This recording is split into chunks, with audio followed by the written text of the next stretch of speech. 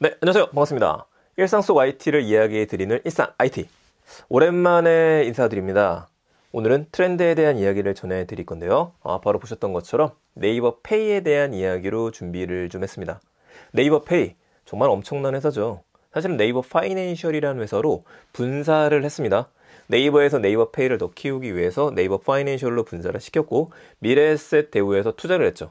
처음에 5천억을 투자하기로 했었다가 3천억을 더해서 8천억에 투자하면서 정말 큰 회사가 되었는데, 작년부터 지금까지, 그리고 드디어 2020년 말부터는 우리가 아는 모든 곳들에 영향을 미치기 시작했습니다.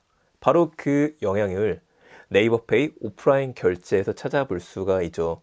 자, 오프라인 결제 지금도 안 됐던 건 아닙니다. 다만 제로페이가 가능한 데에선 여러분들이 네이버페이로 결제를 할 수 있었고, 이때에는 네이버페이 포인트를 쓰는 건 아니었습니다. 요즘에 나오는 이야기의 핵심은 바로 이거죠. 네이버페이로 오프라인에서 결제를 할 수 있는데 포인트까지 쓸 수 있다. 과연 이게 어떤 식으로 작동을 하는 건지 잠깐 보고 난 다음에요, 관련된 이야기 조금 더 드리도록 하겠습니다. 자, 얼마 전에 제가 식당을 한 군데를 갔다 왔습니다. 그 식당을 가보시게 되면은 테이블에서 QR 찍고 주문하세요 라는 걸 보게 돼요. 이것뿐만 아니라 요새는 스타벅스에서도 비슷한 것들을 볼 수 있게 되어져 있죠. 궁금하니까 여러분들이 QR을 찍으시면 되는데, 이 QR을 어디에서 찍으실 수 있느냐? 네이버에 먼저 들어가셔야 됩니다.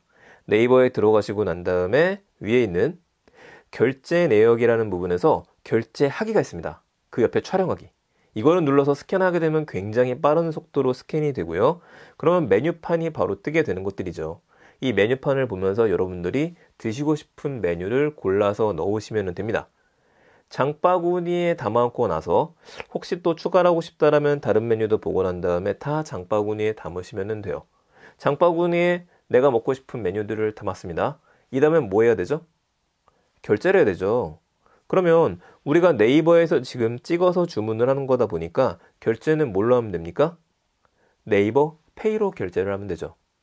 네이버 페이로 결제를 하게 되면은 이미 스타벅스 사이렌 오더와 같은 것들을 쓰셨던 분들한테 익숙하신 화면이 나올 겁니다. 접수가 되었습니다. 음식을 준비 중에 있습니다 라는 내용들이 나오게 돼 있죠. 자, 이렇게 주문을 하고 나시게 되면은 음식이 나오고 나서 여러분들은 맛있게 드시면 돼요. 갈 땐 어떻게 할까요? 인사드리고 가면 됩니다. 물론 주차권 같은 경우에 우리가 받아야 된다고 한다면은 그거는 카운터를 가야겠지만, 이미 음식은 계산이 끝났기 때문에 그냥 나가시면 되는 것들이죠. 아직까지는 여기에서 굉장히 어색하신 점주분들, 그리고 음식을 먹는 우리와 같은 사람들, 둘 다 좀 어색하긴 합니다. 하지만 금방 해결될 수 있겠죠. 자, 우리 음식점에 가게 되면 제일 많이 하는 행위가 있습니다. 이거 맛있겠다. 그러면 사진을 찍게 돼요. 사진을 찍고 나면 이 사진 어디다 써야 될까요? 리뷰를 남기면 되죠. 네이버에서는 리뷰를 남기면 또 포인트 적립을 해주게 됩니다. 이런 선순환 구조로 만들었어요. 그래서 여러분들은 뭐 많이 쓰시면 되느냐? 스마트폰 하나만 가지고 가서 촬영을 하시면 된다라는 거죠. 정말 폰 하나만 있으면 어디든지 가서 생활할 수 있는 시대로 우리나라도 접어들게 됐습니다. 이것만이 아니죠. 카카오페이도 물론 가능한 일이기는 한데, 우선은 네이버페이 얘기를 하고 있으니까 네이버페이가 만들어가는 세상 이야기를 드릴게요. 우리가 네이버페이에서 오프라인 결제하는 게 뭐 그렇게 대단한 일이냐, 왜 신경을 써야 되느냐, 두 가지가 있습니다.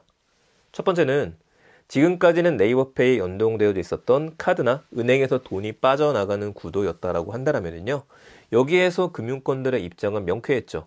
네이버페이를 많이 쓰면 쓸수록 어차피 우리 고객들한테도 이득이 되는 일이 될 겁니다. 그런데 방향을 선회하기 시작했네요.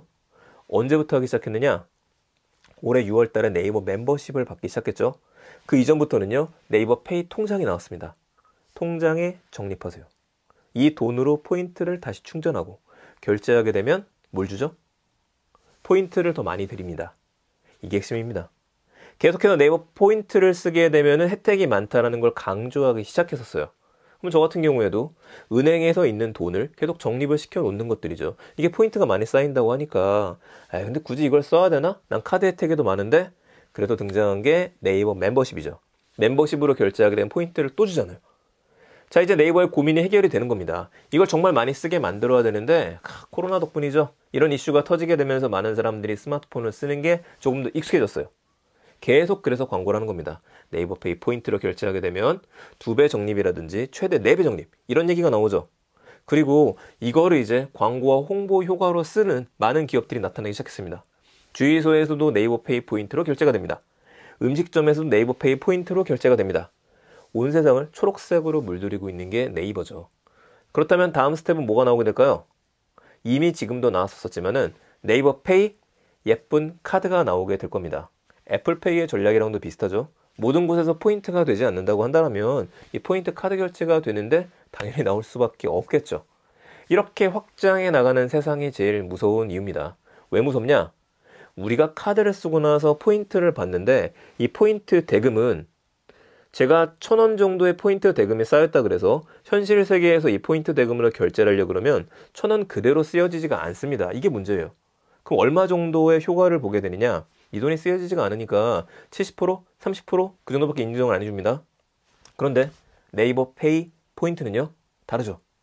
제가 영수증을 올려요. 사진을 찍어서 리뷰를 올립니다. 100원 포인트를 받았습니다.